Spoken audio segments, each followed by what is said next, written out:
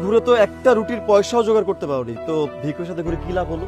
এই, তুমি সত্যি করে বলো তো, তুমি কি চাও? তুমি কেন আমাকে ভিক্ষুকের হাতে তুলে দিলে? শোনো, তোমাকে এই ভিক্ষুর সাথে কেন দিয়েছিলাম শুনবে? তোমাকে এই কারণে দিয়েছিলাম যে তোমার যে চাহিদা, তোমার যে এক্সট্রা চাহিদাগুলো আছে না, সেই চাহিদাগুলো আমি কিভাবে পূরণ করি সেটা বোঝানোর জন্য। তোমার যে চাহিদা সবকিছু আমি পূরণ করি না?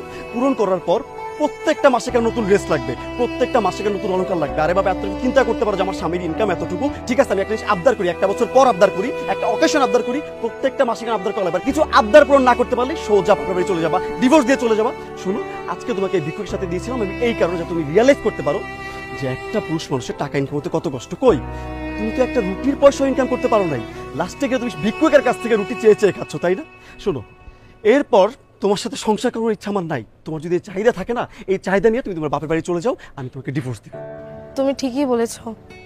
আসলে আমি আজ সকাল থেকে ওর সাথে